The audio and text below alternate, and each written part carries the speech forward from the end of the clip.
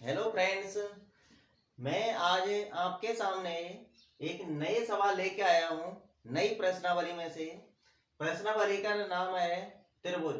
ये प्रश्नावली का क्रमांक है 6। तो 6 प्रश्नावली का नाम है त्रिभुज। तो इस प्रश्नावली में से मैं आपके सामने कुछ रोचक क्वेश्चन लेके आया हूँ जो आपसे बोर्ड की एग्जाम में सीधे सीधे पूछेगा। तो देखिए, शुरू करते हैं वीडियो को। किस प्रकार से क्वेश्चन एग्जाम में हमसे पूछेगा। तो देखिए, पहला क्वेश्चन है आपका, दो आकृतियां जिनके आकार समान हो। दो आकृतियां, उनके आकार क्या हैं? समान हैं, परंतु आमाप समान होना आवश्यक न हो। आमाप का मतलब है उनकी साइज, यानी भुजाओं की लंबाइयां। तो उनके आमाप समान होना आवश्यक न हो कहलाती हैं। तो ये आपको डायरेक्टली याद होना चाहिए कि उन आकृतियों को हमें समरूप आकृतियां कहते हैं। क्या कहते हैं? समरूप आकृतियां कहते हैं। आपसे अलग से इस प्रकार से भी क्वेश्चन कह सकता है, कर सकता है कि समरूप आकृतियां किसे कहते हैं। तब आपको ये लिखना है, ऐसी दो आकृतियां जिनके आकार समान हो परंतु उनका आमाप समान होना आवश्यक न हो, उन्हें हम समरूप आकृतियां कहते हैं। अगला दूसरा क्वेश्चन देखिए, यदि किसी त्रिभुज की एक भुजा के समांतर अन्य दो भुजाओं को भिन्न भिन्न बिंदुओं पर प्रतिच्छेद कराने के लिए रेखा खींची जाए तो ये अन्य भुजाएं समान अनुपात में विभाजित होती हैं, कहलाती हैं। तो इस प्रकार से भी आपसे क्वेश्चन पूछ सकता है। तो देखिए, इसमें आपको डायरेक्टली याद करना है। आपके सामने ऑप्शन भी हो सकते हैं। तो देखिए, इसमें डायरेक्टली आपको हल याद करना है। तो आधारभूत आनुपातिक प्रमेय कहते हैं। जो हमने ये पढ़ा है, ये क्या है? ये आपकी आधारभूत आनुपातिक प्रमेय है।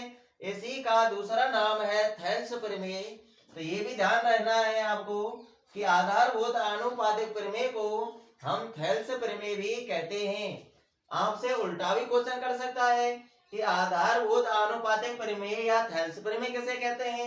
तब आपको ये लिखना है, यदि किसी त्रिभुज की एक भुजा के समांतर अन्य दो भुजाओं को भिन्न भिन्न बिंदुओं पर प्रतिच्छेद कराने के लिए रेखा खींची जाए तो ये अन्य भुजाएं समान अनुपात में विभाजित होती हैं। तो इसी को हम क्या कहते हैं? आधारभूत आनुपातिक प्रमेय कहते हैं। इसी का दूसरा नाम है थेल्स प्रमेय। तो देखिए, चित्र में समझिए, ये आपका एक त्रिभुज है। इसका नामकरण कर लेते हैं ए बी सी। तो इस भुजा के समांतर, बीसी भुजा के समांतर एक अन्य रेखा खींची जाए। किस प्रकार से खींची जाए कि अन्य दो भुजाओं को, ये भुजा ए बी और ए सी, इन अन्य दो भुजाओं को भिन्न भिन्न बिंदुओं पर, तो डी और ई, तो भिन्न भिन्न बिंदुओं पर प्रतिच्छेद कराने के लिए जो रेखा खींची जाती है, तो यह रेखा इन दोनों भुजाओं को समान अनुपात में विभाजित करती है। वो कैसे? यानी एडी बटे डीबी, इस दोनों का अनुपात बराबर होना चाहिए एई बटे ईसी के।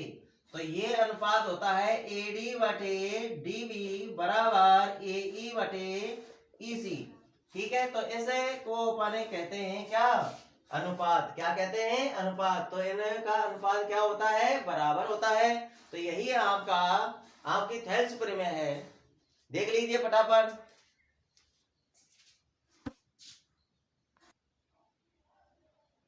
हाँ जी, देखिए, आपने अभी क्वेश्चनों को पढ़ा। अब हम अगले क्वेश्चनों की तरफ चलते हैं। देखिए, तीसरा क्वेश्चन है, दो बहुभुज समरूप कब कहलाते हैं। तो ये आपको याद होना चाहिए कि दो बहुभुज समरूप तब कहलाते हैं जब उनके संगत कोण समान हो, या और दूसरा पॉइंट है उनकी संगत भुजाओं का अनुपात समान हो। तो ये आपको हमेशा याद रखना है कि दो बहुभुज समरूप तब होते हैं जब उनके संगत कोण समान होने चाहिए और उनकी संगत भुजाओं का अनुपात भी समान होना चाहिए। तो देखिए, अगला क्वेश्चन देखिए, आकृति में डीई समांतर बीसी हो तो ईसी का मान होगा। तो देखिए, यह आपको आकृति दी हुई है। इसमें एडी को डीई और बीसी ये दोनों समांतर हैं, यानी डीई बीसी के समांतर हैं। तो इसमें हमको EC का मान निकालना है। तो देखिए आपको AD का मान दिया हुआ है 1.5 सेमी, DB का मान दिया हुआ है 3 सेमी, AE का मान दिया हुआ है 1 सेमी। तो हमको EC का मान निकालना है। तो देखिए हल मैं इधर करा रहा हूं। आपको थेल्स प्रमेय याद होनी चाहिए कि यदि किसी त्रिभुज की एक भुजा के समांतर अन्य दो भुजाओं को भिन्न भिन्न बिंदुओं पर प्रतिच्छेद करने के लिए रेखा खींची जाए तो वह रेखा उन दो भुजाओं को समान अनुपात में विभाजित करती है।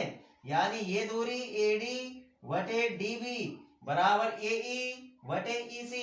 तो यानी ये दूरी बटे ये दूरी और ये दूरी बटे ये दूरी होता है। यही हमारे थेल्स प्रमेय है।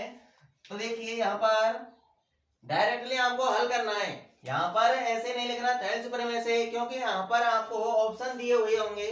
अगर एक नंबर का सवाल वस्तुनिष्ठ नहीं आता है, वैसे ही पूछ लेता, तब आपको लिखना है कि अतः थेल्स प्रमेय से या फिर आधारभूत आनुपातिक प्रमेय से, तब लिखना है आपको। तो मैं यहाँ पर आपको डायरेक्टली हल करा रहा हूँ। तो देखिए कौन कौन सा अनुपात बराबर होगा, AD बटे DB। तो लिखिए यहाँ पर AD बटे DB ये किसके बराबर होगा, AE बटे EC के बराबर होगा।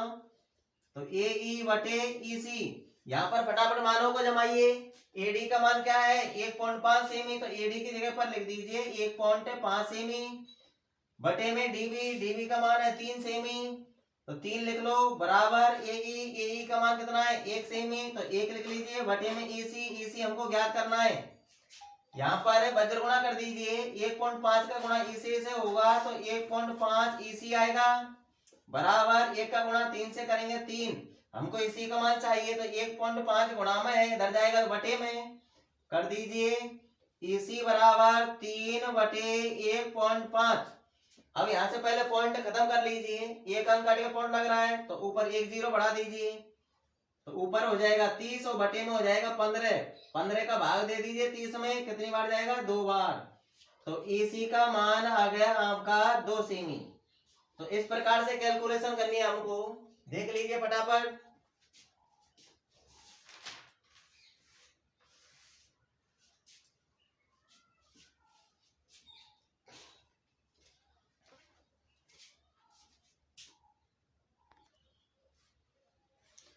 अगला क्वेश्चन आपकी स्क्रीन पर देखिए, त्रिभुज ABC त्रिभुज DEF दोनों समरूप हैं। ये समरूप का चिन्ह होता है।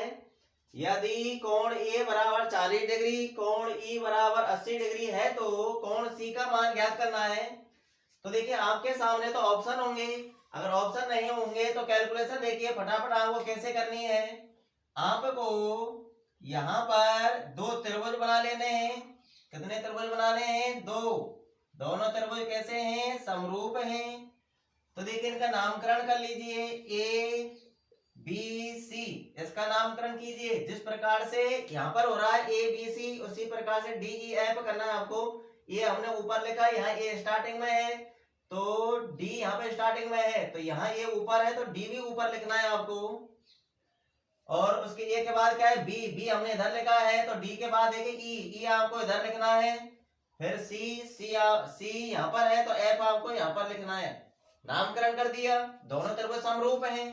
तो देखिए यहाँ पर कोण ए का मान दिया हुआ है 40 डिग्री और कोण ई का मान दिया हुआ है 80 डिग्री। हमको इस कोण सी का मान निकालना है। तो यदि हमारे पास कोण बी का मान आ जाए तो हमें इन तीनों कोणों को जोड़कर बराबर में 180 करके कोण सी का मान निकाल सकते हैं। त्रिभुज के तीनों कोणों का योग कितना होता है, 180 डिग्री होता है, इसलिए हम तीनों कोणों को जोड़ देंगे और बराबर में 180 कर देंगे। तो देखिए कोण बी निकालने के लिए उसने एक शर्त दे दी हमारे लिए कि ये त्रिभुज और ये त्रिभुज दोनों त्रिभुज समरूप हैं। तो हम जानते हैं कि जो त्रिभुज समरूप होते हैं उनके संगत कोण बराबर होते हैं। तो ये जितना ये है उतना ये होगा, जितना ये है उतना ये होगा, जितना ये है उतना ये होगा। तो ये 80 का है तो ये भी कितने का होगा, ये भी 80 का होगा। तो देखिए अब क्या करना है, आपको तीनों कोणों को जोड़ना है और बराबर में 180 कर देना है। तो देखिए कोण ए प्लस कोण बी प्लस कोण सी बराबर 180 डिग्री। ए बी का मान जमाओ, ए का मान 40 डिग्री प्लस बी कोण बी का मान 80 डिग्री प्लस कोण सी का मान निकालना है बराबर में 180। दोनों को जोड़ लीजिए, 40 और 80 कितने हो गए 120 डिग्री, प्लस कोण सी बराबर 180, पक्षांतरण कर दो, 120 को उधर पहुंचा दीजिए तो कोण सी बराबर 180, 120 इधर प्लस का है उधर जाएगा तो माइनस का, 180 में से 120 घटाइए, कोण सी का मान आएगा आपका 60 डिग्री। तो फटाफट कैलकुलेशन आपको इस प्रकार से करनी होगी, देख लीजिए।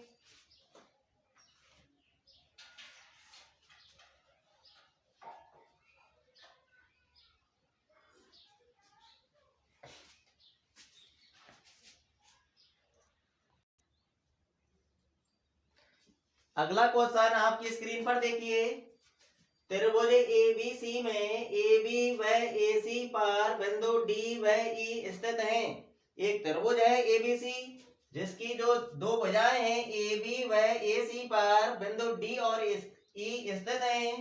यदि DE और BC दोनों समांतर हैं, DE किसके समांतर है BC के समांतर है, और आपको दिया हुआ है AD बराबर 4 सेमी, AB बराबर 10 सेमी, AE बराबर 5 सेमी हो तो AC का मान ज्ञात कीजिए। तो देखिए यहाँ पर AC का मान किस प्रकार से आपको निकालना है, क्वेश्चन को सही ढंग से देख लीजिए।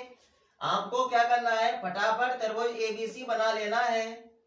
तो देखिए यहाँ पर त्रिभुज बना लेते हैं हम, ABC, AB और AC पर कौन स्थित है, बिंदु D व E। तो बिंदु D AB पर है और बिंदु E AC पर है, दोनों बिंदुओं को मिला दीजिए तो DE किसके समांतर है BC के। तो हमने थेल्सपुर में पढ़ी है कि इन भुजाओं का अनुपात क्या होता है बराबर।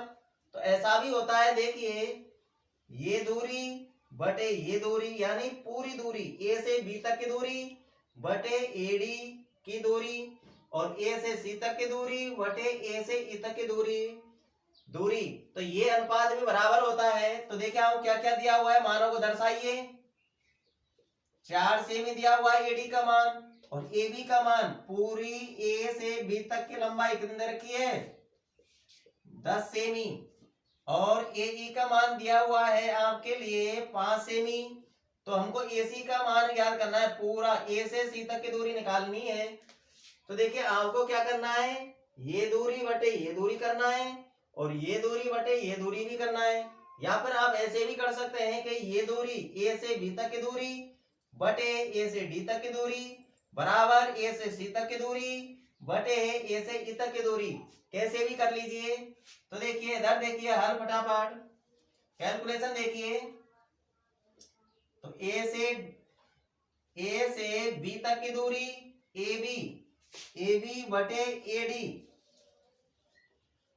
बराबर A से C तक की दूरी, यानी AC बटे A से E तक की दूरी AE, ऐसा कर लेना।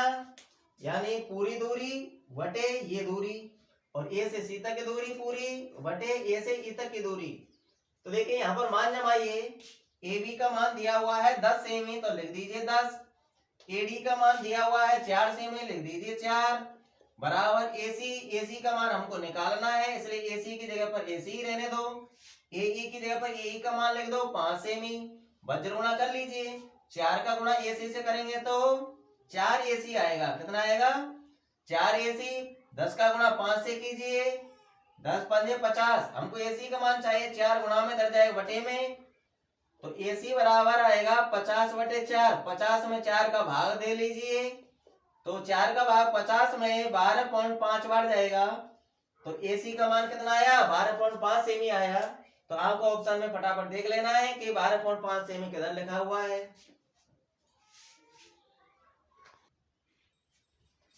देखिए अगला क्वेश्चन आपके स्क्रीन पर दी गई आकृति में, ये आपको आकृति दी हुई है, इसमें DE BC के समांतर है, DE BC के समांतर है, तो हमको x का मान निकालना है। यहाँ पर x प्लस 4 लिखा हुआ है, यहाँ x प्लस 2 लिखा हुआ है, यहाँ पर x लिखा हुआ है, यहाँ पर x माइनस 1, तो हमको x का मान निकालना है।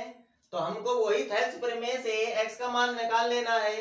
तो थेल्सपुर में क्या है आपकी A से D तक की दूरी बटे D से B तक की दूरी बराबर A से E तक की दूरी बटे E से C तक की दूरी। तो इस प्रकार से भी आपसे ये क्वेश्चन पूछ सकता है एग्जाम में। तो देखिए किस प्रकार से करना है, सरल है। तो देखिए फटाफट कर लेते हैं। थेल्स प्रमेय लगानी है आपको। तो थेल्स प्रमेय क्या है आपकी, एडी वटे डीबी बराबर एई वटे ईसी। यहां पर मानों को जमा दीजिए फटाफट। एडी का मान x+4 बटे डीबी का मान x+2 बराबर एई का मान x है बटे में ईसी का मान x-1 है। अब आपने मान जमा दिए। मान जमाने के बाद आपको वज्र गुणा करना है। क्या करना है, वज्र गुणा। तो देखिए वज्र गुणा कर लेते हैं। x+4 का गुणा x-1 से होगा। तो देखिए x+4 इंटू में x-1 गुणा के स्टेप में जमा दीजिए। पहले बराबर का चिन्ह लगाइए। अब x+2 का गुणा x से होगा। तो x इंटू x+2 गुणा के स्टेप में जमा लिया। अब हमको गुणा करना है। तो देखिए पहले x का गुणा होगा इन दोनों से, फिर 4 का गुणा होगा इन दोनों से, फिर इधर की तरफ हमको x का करना है इन दोनों से। देखिए आगे की कैलकुलेशन में इधर करा रहा हूं। इधर देखिए तो x का गुणा हम x से करेंगे तो क्या आएगा, x² आएगा आपका। और x का गुणा -1 से करेंगे तो -x आएगा। x का हो गया दोनों से। अब +4 का करना है दोनों से। 4 का गुणा हम x से करेंगे, दोनों प्लस के हैं तो प्लस का 4x आएगा। और 4 का गुणा हम -1 से करेंगे तो -4 आएगा। बराबर में देखिए x का गुणा करना है। हम x गुणा x करेंगे तो x² आएगा, प्लस x का गुणा 2 से करेंगे तो 2x आएगा। अब आपको क्या करना है, सभी का इधर वाले पक्ष में जो है x² + 2x इनका पक्षांतर करके इधर ले आना है। पक्षांतरण कर दीजिए और साथ में इनको भी सॉल्व कर लेना है। तो देखिए x² माइनस का 1x है, प्लस के 4x है, प्लस माइनस के घटेंगे, प्लस के ज्यादा है, प्लस के बचेंगे। कितने बचेंगे, 4x में से 1x घटा लीजिए, 3x बचेंगे। आगे -4 जो कहते हो, इधर x² प्लस का है, ये इधर आएगा तो माइनस का होगा। और 2x इधर प्लस का है, इधर आएगा तो माइनस का होगा। बराबर में आपका 0 बचेगा। तो देखिए x² प्लस का और x² माइनस का दोनों कट जाएंगे। 3x और 2x इनको सॉल्व कीजिए। 3x प्लस का है, 2x माइनस का है, प्लस माइनस के घट जाएंगे। 3x में से 2x घटा लीजिए तो 1x बचेगा। और -4 बराबर में 0। पक्षांतरण कर दीजिए, -4 को इधर ले जाइए तो x बराबर -4 इधर जाएगा तो प्लस का 4 आएगा। तो x का मान क्या निकल के आया, प्लस का 4 निकल के आया। तो यही हमारा x का मान होगा। देख लीजिए फटाफट। और जैसे विद्यार्थी ने अभी से चैनल को लाइक नहीं किया है तो लाइक कर दीजिए और चैनल को सब्सक्राइब भी कर लें ताकि मेरी हर वीडियो को नोटिफिकेशन आप तक पहुंच जाए। और सवाल को देख लीजिए फटाफट।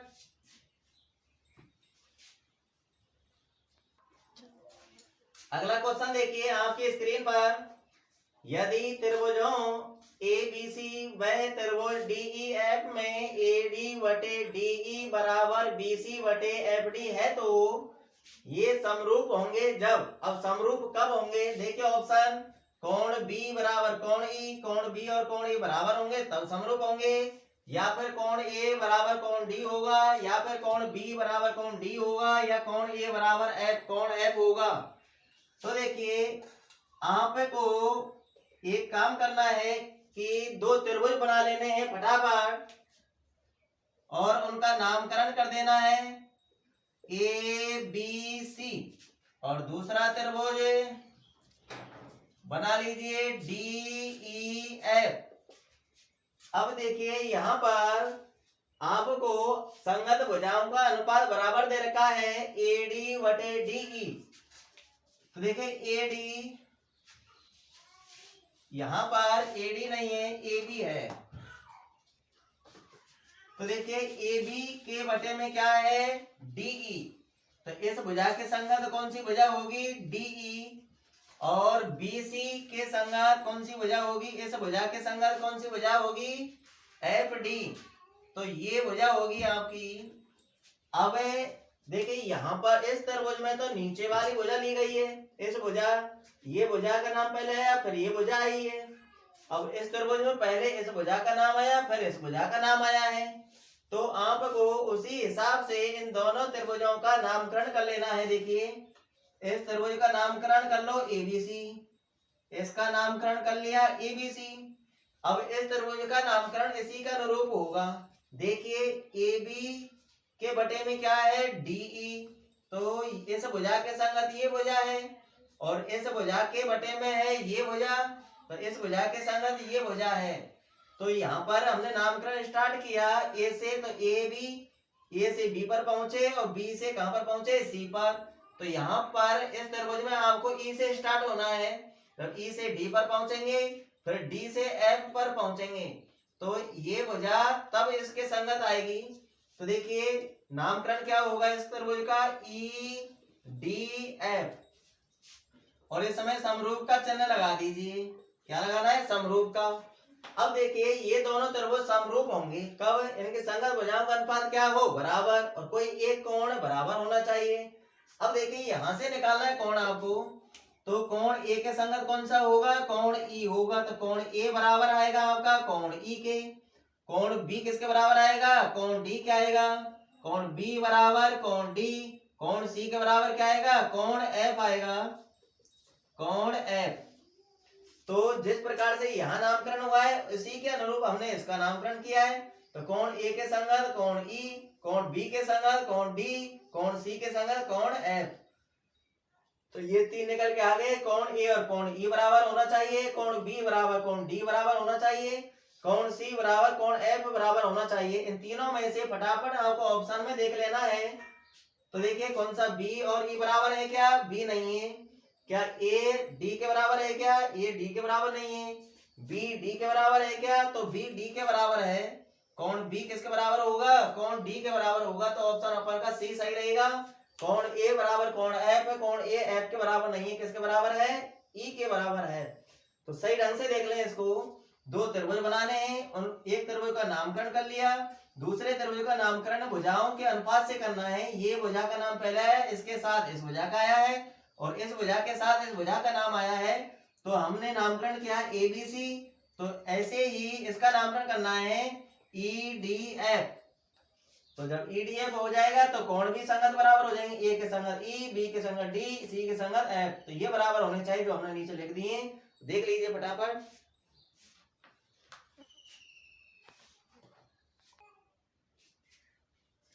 आगे देखिए, आगे आपसे रिक्त स्थान भरवाएगा। क्या भरवाएगा, रिक्त स्थान। तो खाली जगह को भी हम देख लेते हैं, एग्जाम में खाली जगह भी आएंगी। तो देखिए, रिक्त स्थान में किस प्रकार से क्वेश्चन पूछेगा। तो देखिए, पहला क्वेश्चन है सभी व्रत खाली जगह होते हैं। तो सभी व्रत आपको पता होना चाहिए कि सभी व्रत समरूप होते हैं, सभी आयत भी समरूप होते हैं, सभी समबाहु त्रिभुज भी समरूप होते हैं, सभी वर्ग भी समरूप होते हैं। तो देखिए, सभी व्रत खाली जगह होते हैं, क्या होते हैं भैया, समरूप। तो इसमें भर देंगे हम समरूप, तो इसमें आ जाएगा समरूप। दूसरा, सभी वर्ग खाली जगह होते हैं, सभी वर्ग भी क्या होते हैं भैया, समरूप होते हैं। वीडियो को पूरा देखा करो ताकि को समझ में आए। आप जब वीडियो को पूरा देखेंगे तभी आपके समझ में आएगा, वीडियो को स्किप मत किया करो। अगला क्वेश्चन देखिए, सभी खाली जगह त्रिभुज समरूप होते हैं। तो कैसे त्रिभुज समरूप होते हैं, समबाहु त्रिभुज जितने भी हैं वो सभी समरूप होते हैं। अगला क्वेश्चन देखिए, भुजाओं की समान संख्या वाले दो बहुभुज समरूप हैं। भुजाओं की समान संख्या है, यानी त्रिभुज दो बहुभुज समरूप होते हैं, वो समरूप कब होंगे, तो 2 पॉइंट आपको याद होंगे कि उनके संगत कोण क्या हो, संगत कोण बराबर होने चाहिए, बराबर या समान, कुछ भी भर सकते हैं यहाँ पर। तो उनके संगत कोण बराबर हो, तथा दूसरा पॉइंट, उनकी संगत भुजाएं समानुपाती होनी चाहिए। क्या होनी चाहिए, समानुपाती। तो इसमें भर देंगे हमें समानुपाती हो, तो उनकी संगत भुजाएं समानुपाती होनी चाहिए। अगला क्वेश्चन देखिए, यदि एक रेखा किसी त्रिभुज की दो भुजाओं को एक ही अनुपात में विभाजित करे तो यह रेखा तीसरी भुजा के खाली जगह होती है। तो ये आपकी थेल्स प्रमेय है, क्या है, थैल्स प्रमेय, तो तीसरी भुजा के क्या होगी भैया, वो समांतर होती है। क्या होती है, समांतर। यहाँ पर थैल्स प्रमेय को उल्टा करके खाली जगह बना दी है। तो देखिए, यदि एक रेखा किसी त्रिभुज की दो भुजाओं को एक ही अनुपात में विभाजित करे तो यह रेखा तीसरी भुजा के समांतर होती है। तो याद कर लेना, यहाँ पर सभी समबाहु त्रिभुज समरूप होते हैं, तो इसमें आ जाएगा समबाहु। तो देखिए, कुछ खाली जगह और है आपकी, उनको भी मैं बता रहा हूँ, फटाफट इनको देख लीजिए। वीडियो को स्किप मत कीजिए, वीडियो को पूरा देखिए। और जिसने अभी तक लाइक नहीं किया है वो लाइक कर दीजिए और चैनल को सब्सक्राइब भी कर लें, ताकि अगली वीडियो का नोटिफिकेशन आप तक पहुंच जाए। देखिए फटाफट।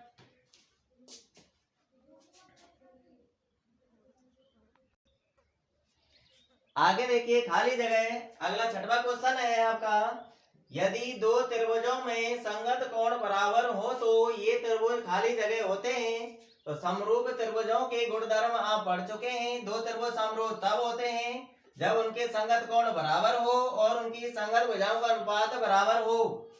तो क्या होगा भैया, यहाँ पर दोनों त्रिभुज कैसे कहलाएंगे, समरूप होंगे। क्या होंगे, समरूप होते हैं।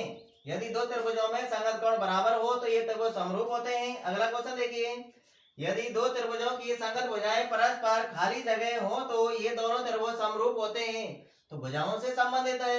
तो दो त्रिभुज समरूप तब होते हैं जब उनकी संगत भुजाएं परस्पर क्या हो, समानुपाती हो, समान अनुपात में हो। तो इसमें आ जाएगा समानुपाती। अगला क्वेश्चन देखिए, 8वां, किसी त्रिभुज की बराबर भुजाओं के सम्मुख कोण खाली जगह होते हैं। कोई त्रिभुज है, उसकी तीनों भुजाएं समान है, तो उनके आमने यानी समान भुजाओं के जो सम्मुख कोण होते हैं, समान भुजाओं के सामने वाले कोण वो बराबर होते हैं। ये आपको पता होना चाहिए। कैसे होंगे भाई, बराबर होंगे। अगला क्वेश्चन देखिए, दो आकृतियां जिनके आकार समान हो परंतु उनकी आमा समान न हो, खाली जगह कहलाती हैं। तो ये समरूप त्रिभुजों की परिभाषा है। तो समरूप आकृति किसे कहते हैं, जिन्हें दो आकृतियां जिनका आकार समान हो परंतु आमाप समान न हो, उन्हें हमें क्या कहते हैं, समरूप कहलाती हैं। वो आकृतियां आपकी समरूप कहलाती हैं। तो इस प्रकार से 6 प्रश्नावली में से जिस प्रकार से क्वेश्चन बनने थे वो मैंने आपको सभी बता दिए। सभी क्वेश्चनों का अच्छी तरह से अध्ययन कर लेना। तो 6 प्रश्नावली से अब हमें विदाई लेते हैं। 1 नंबर वाले क्वेश्चन सभी मैंने आपको करा दिए। अभी भी किसी बंदे ने चैनल को सब्सक्राइब नहीं किया है तो सब्सक्राइब कर लें, बेल आइकन का बटन दबा लें और लाइक कर दें वीडियो को, शेयर भी करें वीडियो को। और अभी कक्षा 10 की एग्जाम हो जाएगी, तब मैं कक्षा 8, 9, 10 क्लासों की मैथ और साइंस के सिलेबस को मैं स्टार्ट करूंगा इसी बोर्ड पर। तो देखना यहाँ पर कक्षा 8, 9, 10 अपनी अपनी कक्षा की वीडियो को देख लिया करना। तो पूरा सिलेबस करेंगे हम। अगर आपको अच्छे मार्क्स प्राप्त करने हैं तो मेरे साथ जुड़े रहिए। अब मिलते हैं अगली वीडियो में।